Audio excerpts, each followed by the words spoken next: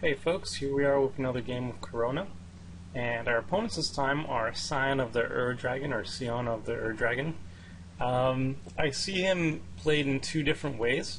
Either he's a good stuff general that focuses primarily on dragons, has a reanimation theme, and just tries to beat face straight up, or some decks try to take it a step further and go off as a combo deck, where they're very intensive, play Scion, pick a specific set of creatures and win with them right off the bat. Usually it has something to do with like World Gorger Dragon and going infinite with it.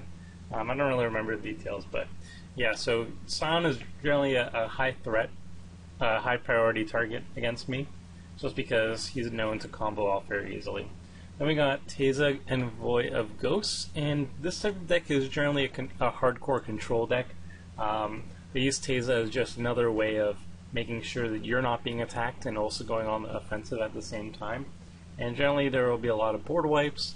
There can be some infinite combos of Sanguine Bond and Exquisite Blood, like infinite mana drain and stuff like that. But it usually plays for the late game. And then we got Gerard Golgari Lich Lord. Very reanimation specific, very much graveyard specific.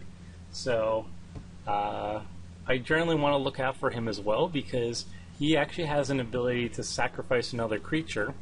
So that means if I pass Karona over to him, he has the option of actually sacrificing her. So he's a very good counter to my Karona strategy. So in terms of who I want to kill and when, Scion is number one just because I'm afraid of comboing out, and then Gerard is number two, followed by Teza. So that's my game plan at least, and my hand is actually very good. We don't have any 2-drops that are very relevant except for Seal of Cleansing, which is a nice, actually I should just keep the Jalak. Seal of Cleansing is a nice Rattlesnake card right off the bat, and then we got Oracle Mundiah and Mesa Enchantress coming up afterwards. Mesa Enchantress to keep my hand full, and Oracle Mundiah to help draw me cards, lands off the top of my library, and also ramp me. So yeah, it's pretty strong. And Ground Seal is also one of the cards that I was testing out earlier, because this is a little bit of an older replay. Ground Seal eventually was taken out because it's not entirely effective, but it is another method of graveyard hate. I ended up taking it out for Rest in Peace. You don't draw a card, so Rest in Peace doesn't replace itself, but the exile effect is far more powerful than Ground Seal is. So, let's begin. So Gerard starts first. Hello and good lucks all around. I draw Sylvan Library, which means I have a turn 2 play, and Sylvan Library works very well with Oracle Mundiah, making sure the cards, the top 3 cards of my library, if there's a land there, then I can make sure that it's on top of my library, so Oracle Mundiah can immediately play it afterwards. Yeah, otherwise people are just playing lands, not doing much. Sylvan Library comes out. I'll just put it over here. Birds of Paradise comes out, so there's some ramping going on for Scion.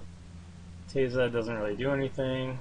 Gerard plays Phyrexian Arena, so now he gets to draw some cards at a steady rate. I draw some stuff with Sylvan Library. I don't opt to draw any cards off it, because the 4 life is pretty brutal after a while. I'm not in a rush to draw cards right now. Lightning Grease comes out for Teza, just in the future.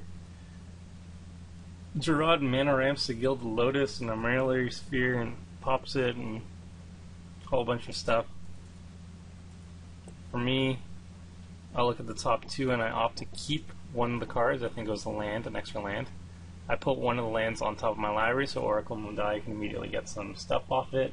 And Grand Melee is coming out, but I don't really want to play it anytime soon, because I don't have much of a pillar fort yet, oddly enough. Oh god. Okay, maybe I shouldn't be using just the play button.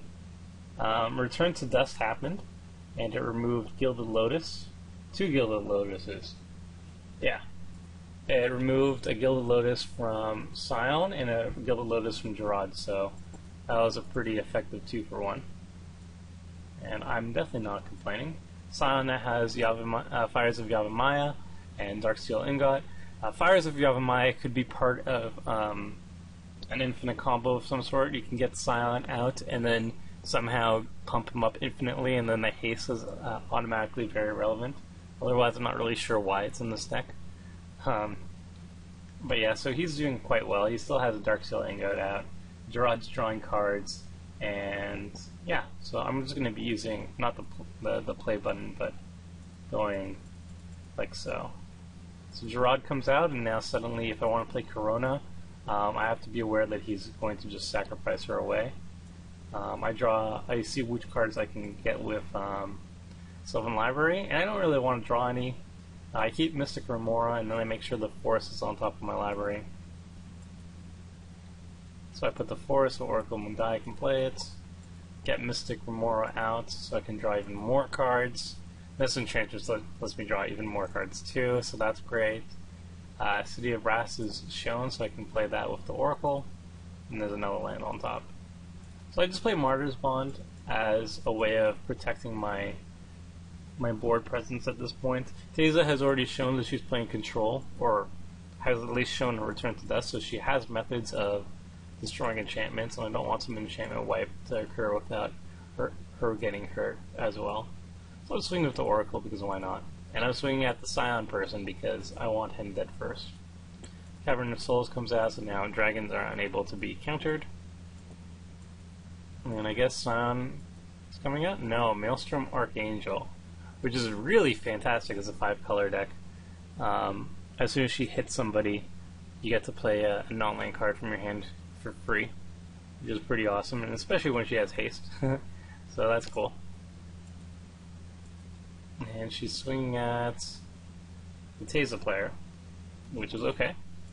I guess it's revenge for killing the Yellow Lotus. She gets to play something for free. So Teneb the Harvester comes out, so that's pretty scary. The Teza player doesn't hit a land, I don't think. So she just plays Faith's Fetters on the Archangel, which is alright. I mean, the Archangel's still hitting for 5. There's not a lot of cards left in Scion's hands, so I'm not too afraid of her anymore. I'm more afraid of Teneb the Harvester. Gerard continues to draw lots of cards. Let's see what he does with it. Plays Acidic Slime, targeting my Martyr's Bond. So he ends up popping it. I mean, it has to be popped eventually, and that means Martyr's Bond is going to be sacrificed, and the Phyrexian Arena is going to be sacrificed, and also the Fires of Yavimaya, I believe. Yeah. So that was a pretty good win for me as well.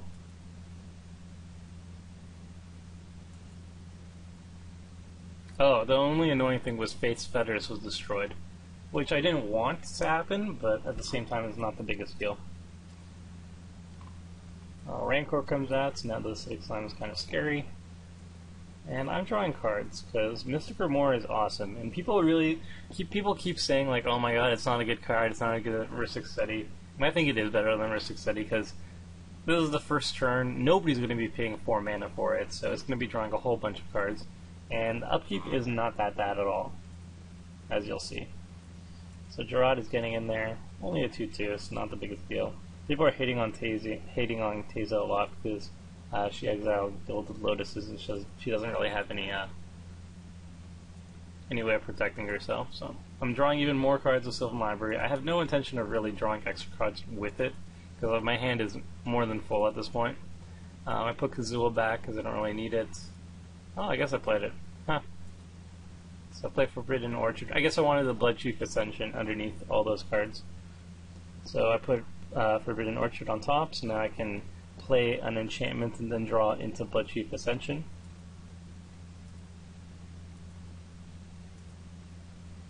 So I play Kazul. So that's a little bit of pillow forting. Very, very light version of pillow forting, at least. Give a token to Teza because she's not really doing anything. Play Stool of Cleansing so I can draw into the Bloodchief Ascension. And that's my Rattlesnake. And then I play Bloodchief Ascension. And draw a bajillion cards. Sweet. Okay. And I leave it as that. and I discard a Vow because I don't really need it when I have already another Vow in my hand. And I'm planning on playing Karona at some point, but the Gerard is the annoying part. So Sign comes out, and we're not really sure what he's going to be doing just yet. Maelstrom Archangel is swinging, and Teneb is also swinging at Teza, who doesn't really do that much this game so far. She missed the land drop and hasn't been drawing cards or anything. So she's not in a good spot. 26 life already. This guy gets to play another card for free. It's Balefire Dragon. And because he didn't attack me and made somebody else lose life, I put a counter on Bloodchief Ascension. So I'm staying as a non-threatening source right now. I have a lot of stuff going on, but I'm not making too many enemies, or at least people are leaving me alone because I have so much crap on the field. So yeah, I'm still drawing cards all the time. It's very easy for this deck to draw cards. Force Field's a very good one. It's a very good Hello Fort method, actually, but it's an artifact and I want to stay on theme, so I didn't put it in my deck.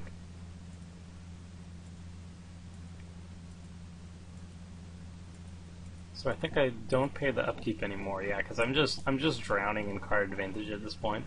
I really don't need to tie up my mana at this point. So I look at a couple more cards, and I don't think I draw any of them. No. So I think well, yeah, I play Face Fetters on Sion to make sure he's not searching and convoying off anytime soon. And he looks for something. Steel Hellkite. I'm assuming he wants to recur it at some point with Teneb. Yeah. He wants to recur it, and I'm going to stop that with Ground Seal at the very least.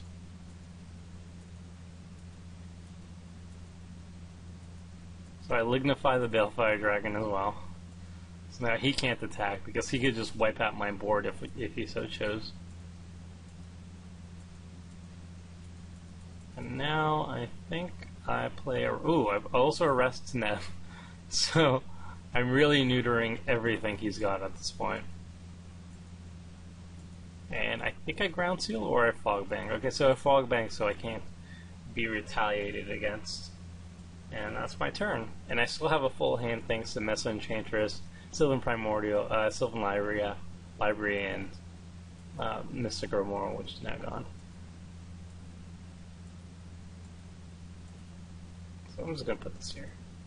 And Karona will go here as well. Alright. So this time, again, Teza's being attacked even though she hasn't done a single thing since Return to Dust and Face Feathers. So she's only cast really 2 spells, 3 if you count this, but it hasn't had an impact yet. Oracle Muldai comes out for free. Cauldron Dance is going to be coming out next turn. So I definitely want to put Ground Seal before that. It lets him cheat in Steel Hellkite into play for a turn. So it's pretty strong. And cheat something else from his hand directly into play. It's a really, really good card, actually. Just gonna put that there. So I keep getting counters, Bloodchief Ascension keeps ticking away, but people can't really do much about it because I have Seal Cleansing to destroy one of their things. I have Kazul and I also have Fog Bank. So people are going to leave me alone. Or else I will retaliate. Darksteel Plate comes out. It's very hard to remove. Gets equipped on Gerard. And he does nothing. I continue to rearrange the top deck as I see fit. I'm ramping with Oracle Muldai, so I have insane amounts of mana. I play Ground Seal because I'm afraid of the Cauldron Dance. Absolutely. So now I'm going to draw 2 cards off it. Well, I hit Energy Flux, which is also quite nice. Not bad. But at this point, I'm just going to play Karona. And I think this was an oopsie at my part because I just felt I wanted to do some more damage. And at this point I can play her a couple times. But with Gerard on the field right now, and no way of actually stopping him from using his triggered ability, like if I had an Arrest or Face Fetters on him, then I wouldn't feel bad about it at all. But like, they're all on Sion's side, so Gerard is free to sacrifice her away afterwards.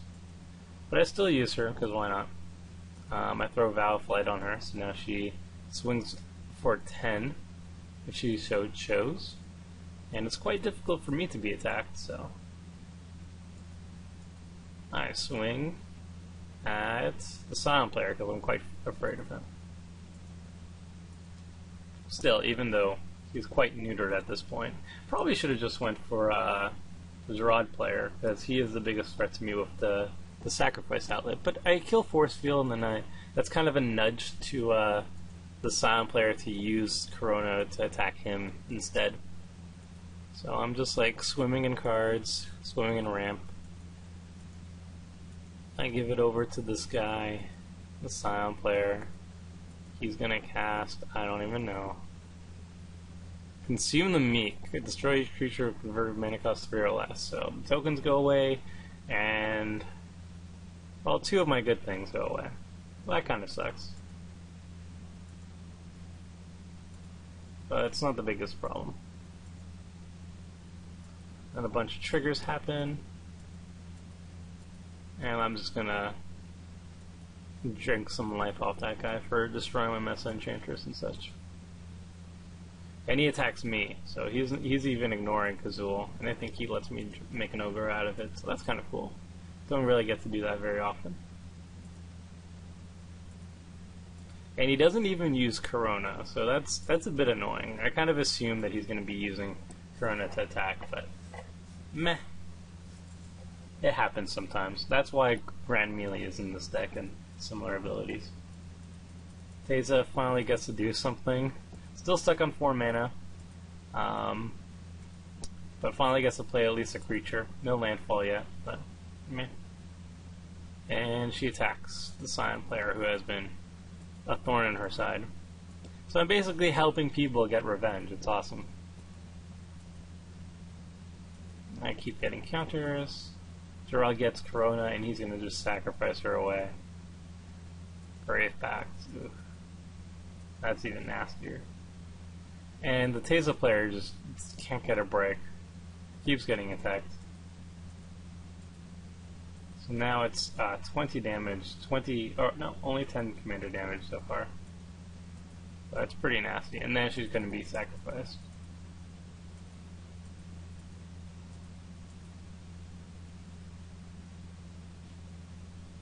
But then since she didn't die, it doesn't trigger the Grave Pact, so that's nice. I just have so much stuff going on. 3 Dreams, Flicker Form, which also got cut, I believe, at some point. I'm still just putting the lands on top of my library so I can use Oracle of Moldaya. And I think I just play the Karona again, because it seems like my best bet at this point. Yeah. So yeah, just play her again. Not even sure if that was the right call, but I'm going to throw the Vow of Wilderness on her and keep doing damage. And this time I'm just going for the Gerard player, I believe. Yeah. No worries. Just swinging for massive damage. Because I've identified him as the biggest threat. Now that the Silent Player is at 4 life and he can die at any point in time with Bloodchief Ascension or whatever, the only person who's standing in my way is Gerard, because 4 life, 1 life, 21 life. That's all it comes down to. So Karona is strictly being suicided into him so he dies.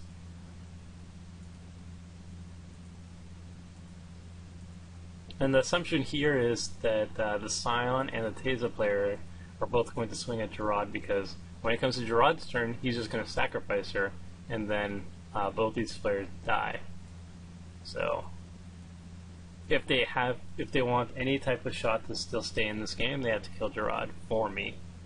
So pretty awesome. But they don't. He attacks me, and he attacks Teza of all people. So unfortunate for me that my plan has backfired.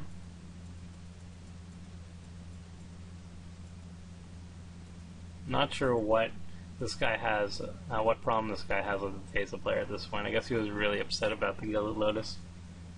But yeah, now he killed Teza off with the trample damage, and now he's just basically dead too. So I don't understand the reason behind that. So yeah, he even puts on the Rancor onto Karona to deal even more damage. And she's sacrificed. And boom, there goes the Scion player. Gerard just eats him up. And this is followed up with something. Primordial Sage, whenever you cast a creature spell you may draw a card. So just more card advantage. But at this point, he has 3 cards left. I have a full hand of awesomeness, and I can keep playing Karona if I wanted to. Let's see what we got.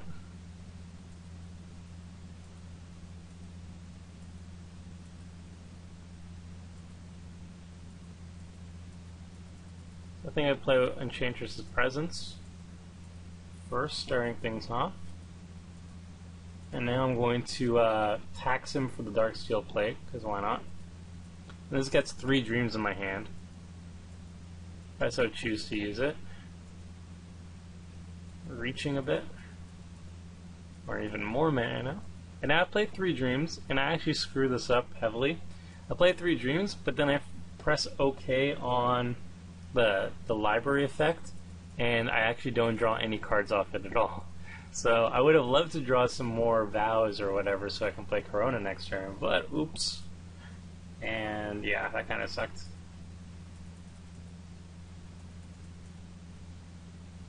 And the game is kind of winding down now. I have a vast assortment of enchantments. This guy goes for Blood Artist. He can't really attack into me.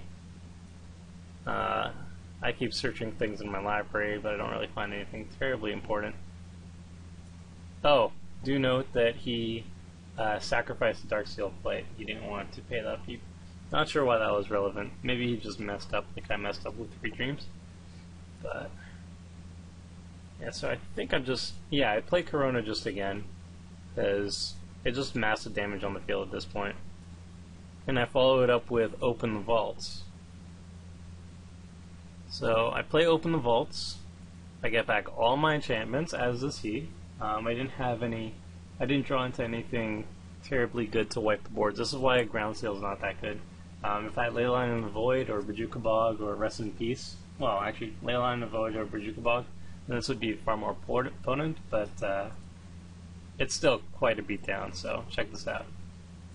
I get all my enchantments back, as is he, but I get my Seals of Primordium back, so that's a little bit more important. I blow up his stuff, which means Martyr's Barn triggers once I sacrifice the Seal of Primordium to destroy his force field. So essentially I'm killing 2 enchantments for 1 at this point. I kill his force field with Seal of Primordium. Martyr's Barn triggers, and I'm going to kill his Brave Pact. And Karona is also a 12-12, going to be swinging as a 15-15, Vigilance, Flying, and Trample. So that's pretty nuts.